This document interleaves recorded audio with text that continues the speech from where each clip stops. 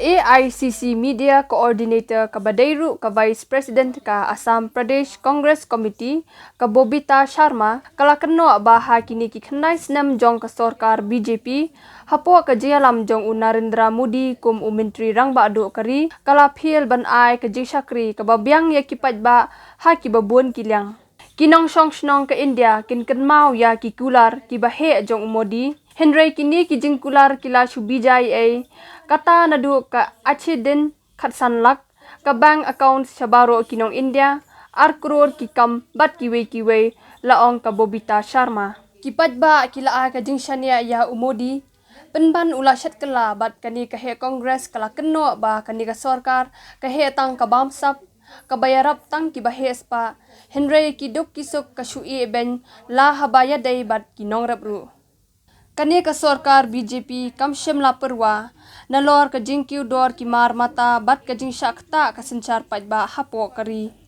ka kongres kala buru khandai tili ki jingkeli ya ka sorkar Narendra Modi ka bayalam ka BJP halor ka jingdap khandai snem ka jing synshar jongka You are all aware about the Modani scam, the Adani scam, whereby LIC and SBI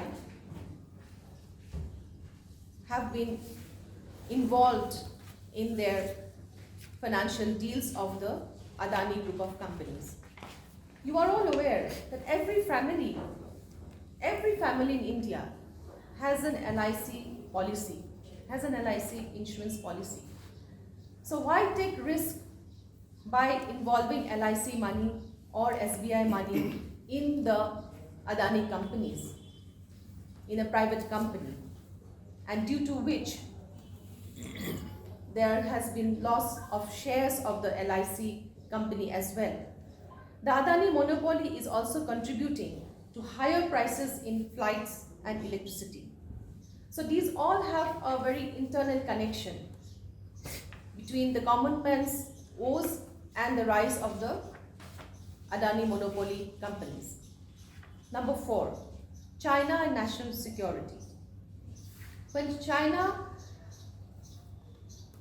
inroaded into India, a 1500 square kilometer of Indian territory, the Prime Minister was silent. The Prime Minister is always silent whenever there is something on the borders between India and China. And there is no national security strategy in the last 9 years after his government took office. This adhocism leads to disastrous steps like unpopular Agnipath scheme, which risk weakening our armed forces by lowering training standards and also threatening the unit of cohesion. And the defense, spending on defense is also at an all-time low, which also makes a great risk of security in our borders. Number 5, social harmony. You have always seen that in the last 9 years, how hate speech has increased, hate crimes against minorities, against OBCs, against Adivasis have also increased, but no action has been taken against their own ministers who have openly spoken against them. Similarly, you have seen how for electoral gain, hate speeches have become very common among people in responsible positions, people who are holding ministerial positions. They are supposed to bring harmony, bring peace among people. Instead, we see them spreading hate through their speeches. Questions posed to the BJP government for their misdeeds in the last 9 years.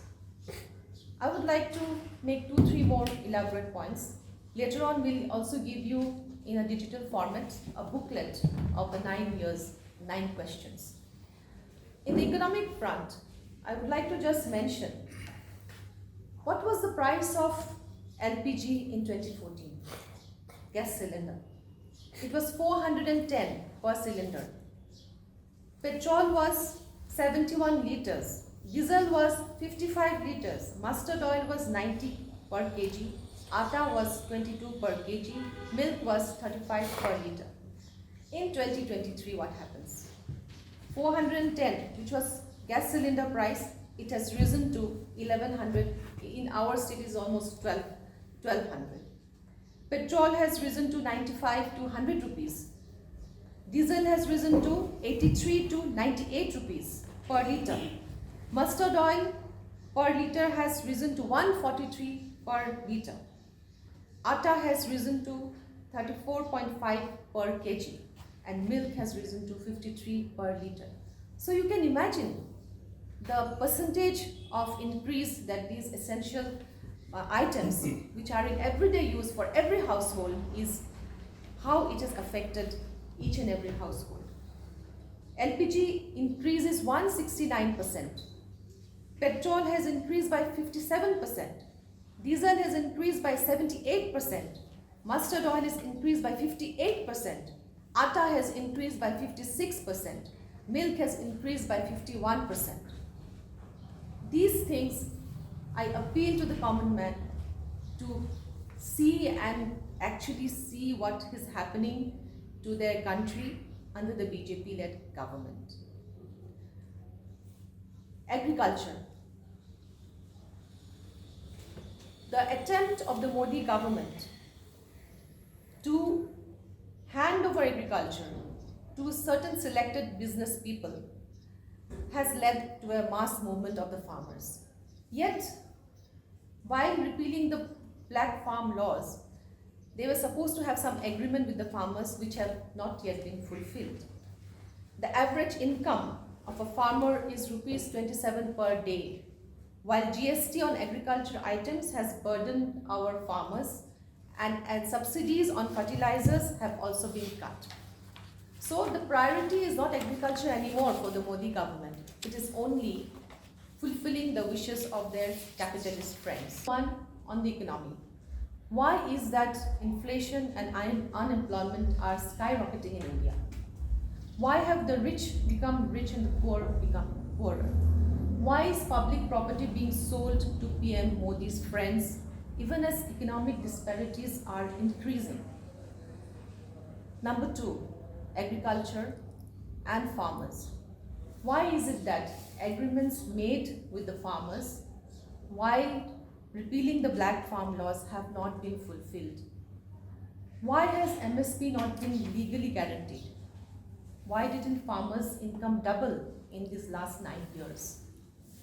Corruption and cronyism. Number three, why are you putting people's hard-earned savings in LIC and SBI at risk to benefit Adani? Why are you letting thieves escape? Why are you silent on rampant corruption in BJP-ruled states? Why are you letting Indians suffer? Number four, China and national security. Why is that? Even after you have given clean sheet to China in 2020, they still continue to occupy Indian territory.